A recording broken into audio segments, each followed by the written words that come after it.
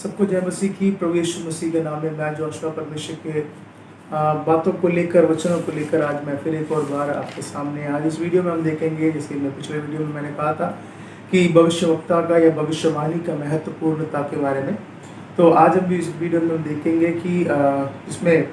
मैंने ये भी कहा था कि भविष्यवाणी का वरदान अलग है और भविष्यवक्ता का बुलाया जाना अलग है। इन दोनों के अंतर जानना हमें बहुत ज़रूरी है, क्योंकि भविष्यवक्ता के जो वरदान, जो भविष्यवाणी के जो वरदान है, वो व्यक्ति के बुलाहट के इस अनुसार काम करता है। जैसे कि अगर नए नियम में अगर हम देखते हैं इफिसियों की पत्री में, जहाँ पर पौलुस जो है 5 प्रकार के बुलाहट के बारे में बताता है, जिसे कलीसिया की उन्नति के विषय में कहा गया है। और उन भविष्यवक्ता को छोड़कर बाकी जो 4 प्रकार के बुलाहट है, प्रेरित होने के लिए, सुसमाचारक के लिए, शिक्षक के लिए और एक पासवान के लिए यानी चरवाहे के लिए, ये 4 प्रकार के जो बुलाहट होते हैं, इन बुलाहट के मध्य में भविष्यवाणी का वरदान काम करता है। और यहाँ तक आप यदि आप बुलाए भी नहीं गए हैं तो भी परमेश्वर की आत्मा जब आप पे ठहरता है तो वहाँ पे आपको ये भविष्यवाणी का वरदान मिलता है। जैसे कि प्रेरितों किताब में हम योवेल नबी की किताब में हम पढ़ते हैं, जब अंतिम दिनों में परमेश्वर अपने आत्मा को उंडेलता है। जैसे कि दूसरा अध्याय, प्रेरितों की किताब दूसरा अध्याय में जब हम पढ़ते हैं तो वहाँ लिखा है कि तेरे पूर्णीय भविष्य दर्शन देखेंगे, आपके बच्चे जो है परमेश्वर की बातों को देखेंगे, प्रकाशन पाएंगे, भविष्यवाणियाँ करेंगे। तो ये सब आत्मा से जब भर जाते हैं तब पवित्र आत्मा का काम उनके जीवन में होता है, तो भविष्यवाणी वहाँ से निकलता है। उदाहरण के लिए एक अविश्वासी भी भविष्यवाणी कर सकता है जब पवित्र आत्मा का जब वो उस छाया में जब आ जाता है। जैसे कि साउल को हम देखते हैं, राजा साउल जब शमूएल के विरोध उसको पकड़ने के लिए जब भेजा था, तो उसके जो भेजे गए लोग जब शमूएल के करीब आ ही रहे थे तो वो भविष्यवाणी करने बैठ गए। फिर उसने एक और दल को भेजा, वो भी इसी तरह भविष्यवाणी करने बैठ गए। जब साउल जो है जब राजा खुद शमूएल से मिलने और उसे पकड़ने जब आया तो वो खुद भविष्यवाणी करने लगा और वो अपने वस्त्र को उतार कर नंगा बैठकर भविष्यवाणी करने लगा। तो वो किस प्रकार के काम है कि जब पवित्र आत्मा के साये में यानी परमेश्वर की महिमा के डेरे के निकट जब हम आते हैं, चाहे कोई भी हो, कि परमेश्वर अपनी महिमा को प्रकट करने के लिए अपने प्रकाशन को, अपनी बातों को उनके द्वारा वो प्रकट करता है। एक तरह से कि जैसे कि योवेल नबी की किताब में लिखा गया है कि दर्शन देखेंगे, सपना देखेंगे, वो भविष्यवाणियाँ करेंगे। ये सारे चिन्ह जो है भविष्यवाणी का एक स्ट्रीम लाइन है, यानी भविष्यवाणी के अंदर ही ये सारी बातें आती हैं। क्योंकि भविष्यवाणी की प्रकट करना यानी जो रेवलेशन है, भविष्यवाणी खुद में ही रेवलेशन है। मैंने आप पिछले वीडियो में मैंने कहा कि उसमें रेवलेशन है, वो परमेश्वर की बातों को निकाल के लाता है। परमेश्वर का वचन खुद है जिसे जो प्रकाशन पाते हैं, समझ पाते हैं, वो भविष्यवाणी के रूप में ही माना जाता है। तो ये जो वरदान रखने वाले के जो जीवन में होने वाली बातें क्या है, भले वो कैसे भी विश्वास तो ये करते हैं कि वो परमेश्वर में हो, उद्धार पाए, वो बपतिस्मा लिए, वो पवित्र आत्मा से भरपूर हो, तो उनको परमेश्वर अपने वाणी को, अपनी बातों को प्रकट करता है। चाहे वो किसी के बारे में हो या परमेश्वर खुद के बारे में हो या परमेश्वर जो करने पर है उसके बारे में हो, तो उन प्रार्थना के विषय को लेकर परमेश्वर उत्तर भी उनके द्वारा देता है। पर मैं पौलुस जो अपने पत्री में इस प्रकार कुरिन्थियों की पहला कुरिन्थियों अध्याय 14 में इस प्रकार वो लिखता है कि भविष्यवाणी के धुन में लगे रहो, भविष्यवाणी के वरदान को अधिक से अधिक चाहने की कोशिश करो। कि बहुत से वरदान हैं, उनमें से भविष्यवाणी के विषय में वो इसलिए महत्व देता है ताकि वो इस बात की समझ रखने पाए कि उनका दिन प्रतिदिन का काम किस तरह चलता है और किस तरह वो आगे बढ़ता है। तो मैं भी यही, मेरा विश्वास भी यही है और मेरा मानना भी, मेरा दर्शन भी या मेरे बोझ भी ये है कि हर एक व्यक्ति भविष्यवाणी के इस वरदान के द्वारा कि वो बढ़ते चले, अच्छी खासी अनुभव, आत्मिक अनुभव रखें, ताकि वो आने वाली पीढ़ी को या अपने बच्चों को, अपनी कलीसिया को वो उन्नति करने में मदद मिले। क्योंकि भविष्यवाणी हमेशा मदद करता है, मुश्किल के समय में हमें मार्गदर्शन देता है, हमें शिक्षा देता है, हमें गवाही के जीवन जीने में भी हमें मदद करता है। और इस तरह हम भविष्यवाणी के वरदान को हम जो भविष्यवाणी जो रखते हैं, भविष्यवाणी वरदान जिनके पास होता है वो इस तरह अपने कार्य को करते हैं। और एक और बात, भविष्यवाणी के वरदान उनके बुलाहट के अनुसार, अगर प्रेरित हैं उस बुलाहट के अनुसार, अगर वो सुसमाचारक हैं उनके बुलाहट के अनुसार, अगर वो शिक्षक हैं उनके बुलाहट के अनुसार, अगर वो चरवाहे हैं, पास्टर हैं, तो उनकी बुलाहट के अनुसार काम करता है। पर भविष्यवक्ता का जो काम है वो भविष्यवाणी का वरदान नहीं कर सकता। भविष्यवक्ता खुद में ही एक अलग काम है, एक अलग जीवन है जो कि वरदान कंपेयर नहीं कर सकता उस चीज को, क्योंकि उसे भविष्यवक्ता होने के लिए परमेश्वर उन्हें बुलाते हैं। भविष्यवाणी एक एक एक एक बुलाहट के अंदर उन्हें दिया जाता है एक वरदान के रूप में, और भविष्यवक्ता होना खुद में ही एक अलग विषय है और एक विशेष बात है। हम बाइबल में जिस तरह हम देखते हैं कि परमेश्वर जो आदि से ही, यानी ये वरदान लोगों में काम करने से पहले से ही परमेश्वर खुद ही भविष्यवाणी इस पृथ्वी के विषय में कर चुका है, जिसकी वजह से ये पृथ्वी बना है। और इस भविष्यवक्ता का जो सेवकाई जो है कि हम अगर आदि उत्पत्ति से अगर हम देखते हैं, हनोक से लेकर नोआ, अब्राहम, इसहाक, याकूब, यूसुफ और मूसा और न्याय जितने भी न्यायों की पुस्तक में हम पढ़ते हैं, और समूएल और एलिजा और जरमाया, इशाया और एजेकिएल और भी छोटे भविष्यवक्ता, जितने भी लोग थे ये भविष्यवक्ता थे। ये भविष्यवाणी के गुण नहीं रखते थे, वक्ते थे जो परमेश्वर के शब्द को, परमेश्वर की मुंह की वाणी को वो लोगों तक इस संसार के जिस समय पर जिस तरीके से परमेश्वर जी ने कहता है उन्हें वो करते थे। वो बड़े बड़े काम करते थे। भविष्यवक्ता जो है अपने जो जीवन काल में परमेश्वर के नाम से बड़े बड़े महान काम करते थे। जैसे कि मूसा को देख जानते हैं, वो पानी को लाल समुद्र को 2 बार किया, 10 विपत्तियों को लेकर आया और बहुत से चिन्ह चमत्कार उसने अपने जीवन के द्वारा, यानी एक भविष्यवक्ता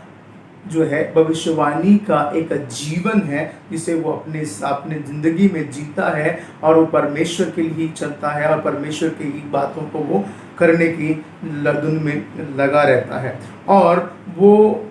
उनके जो शब्द कभी आप देख सकते हैं, बहुत कम ऐसे समय होगा जब परमेश्वर खुद ही अपने निर्णय को बदल कर सुनाता हो, नहीं है तो उनके मुंह से अगर कोई शब्द निकल जाता है कि वो वैसा ही हो जाता है। भविष्यवक्ताओं का जो अनॉइंटिंग है वो बहुत ही पावरफुल होता है, इसीलिए वो किसी से निडर रहते हैं, वो बहुत स्ट्रांग होते हैं, वो किसी भी बातों से घबराते नहीं हैं, क्योंकि उनकी अनॉइंटिंग इतनी स्ट्रांग होती है, चाहे कमी भी हो गठी भी हो। आप जानते हैं एलिया की कहानी को जानते हैं, वो एक विधवा के घर जाता है कि परमेश्वर कहता है मैंने तेरे लिए वहाँ तैयार किया है। विधवा से कहता है कि जो कुछ भी तू बनाती है मेरे लिए पहली रोटी लेकर आ। वो जब तक वहाँ था जब तक उनके घर पे ना आटा खत्म हुआ ना तेल खत्म हुआ। वो कैसे? परमेश्वर की वाणी जो उसके द्वारा जो निकली है वो अनॉइंटिंग, जो भविष्यवक्ता का जो अनॉइंटिंग वहाँ की कमी को हमेशा बरकरार रखता था, हमेशा बरकरार रखता था। एलिशा के समय में भी ऐसा ही है कि जब खाने में जहर का सामान, कुछ सामान मिल गया तो खाने का खा नहीं पाते थे, तो उसने क्या किया है, उसने ऐसे पत्तों पर डाला जिससे वो जो खाना जो है शुद्ध हो गया। और एक जगह पर पानी के स्रोता जो है पूरा कड़वा का पानी निकला था, तो उसने क्या किया है, नमक डाला और वो पानी शुद्ध हो गया, पीने लायक हो गया। और ऐसे कई चीज़ों को हम देख सकते हैं, जब भविष्यवक्ता आसपास में होते हैं वहाँ पर कमियाँ भी बदल जाता है। और वही एलिशा के समय पे ही जब पूरा देश में अकाल पड़ रहा था कि परमेश्वर जो है कि अगले दिन ही इस प्रकार उस दिन का भविष्यवाणी करता है कि कल के दिन में इस समय पर, इस सुबह के समय पर कि इतने रुपए का इतना गेहूं मिलेगा करके कि लोग प्रभु की वाणी उसने किया था, और अगले दिन वो वैसा ही हुआ है। जहाँ जहाँ भविष्यवक्ता होते हैं वहाँ जो कमी भी भरपूरी में बदल जाता है। उदाहरण के लिए, और जब हम देखते हैं, हमने बहुत सी बातों का जैसे मैंने बताया मूसा के जीवन के द्वारा, शमूएल के जीवन के द्वारा, तो ये सब चीज़ें उनका कमी घटियों को भी वो पूरा कर देता है। इस तरह की चमत्कार, एक्स्ट्राऑर्डिनरी जिसे हम कहते हैं, तो सोच समझ के परे काम करता है। और उससे ऊपर वो इतना स्ट्रांग होते हैं, जैसे यिर्मयाह को परमेश्वर अब उसके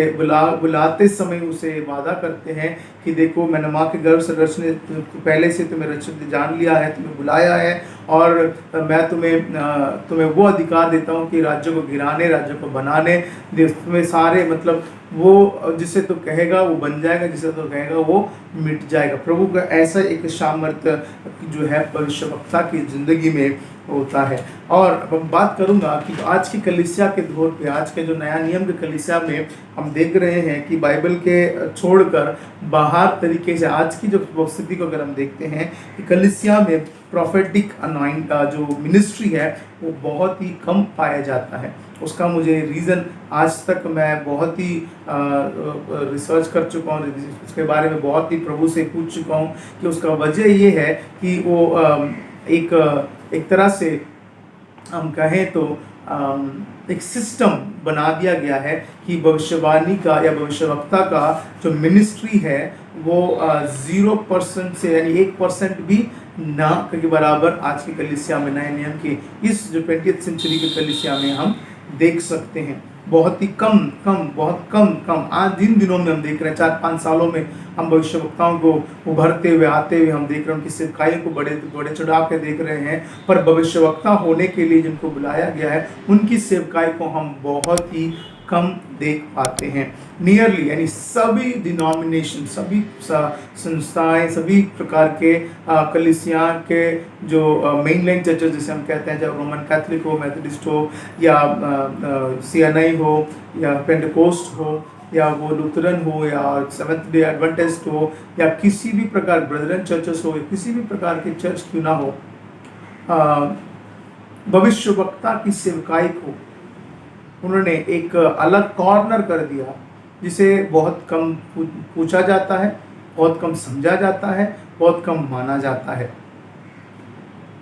उसका वजह शायद पासवान या प्रेरित होने का लोग अधिक चाहत रखते हैं, मैं नहीं जानता। पर एक बात जरूर जानता हूं कि भविष्यवक्ता का सेवकाई को इन लोगों ने एक तरह से कॉर्नर कर दिया है, जिसके वजह से अपोलोजेटिक्स नाम का यानी विश्वास का जो डिफेंस करने के लिए, विश्वास के बारे में बताने के लिए, विश्वास क्या है क्या नहीं है करके समझाने के लिए, मसीहत की बातों को बताने के लिए खड़े हुए बहुत से लोग जो हैं भविष्यवक्ता की बातों को, भविष्यवाणी की बातों को इस तरह तुलना करते हैं मानो कि वो तुरंत घटने की आवश्यकता हो। वो अपने ही एंड से ही वो जज करते हैं, ना कि भविष्यवाणी का या भविष्यवक्ता का कॉर्नर से का एंगल से वो किसी चीज़ को वो देखते हैं। तो हम सभी जो उसका जो कारण को भी अगर मैं बताऊं तो विश्वासियों को या कलीसियाओं को पिलो प्रीचिंग या कंफर्ट वर्ड्स को ही वो अधिकतर दे देकर लोग फैन फॉलोइंग या उन्हीं को ही अधिक मानने लग गए, ये भी मैं कह सकता हूँ। एक पासवान है या कोई प्रेरित है या कोई एवेंजलिस्ट है, वो अधिकतर कंफर्टिंग वर्ड को या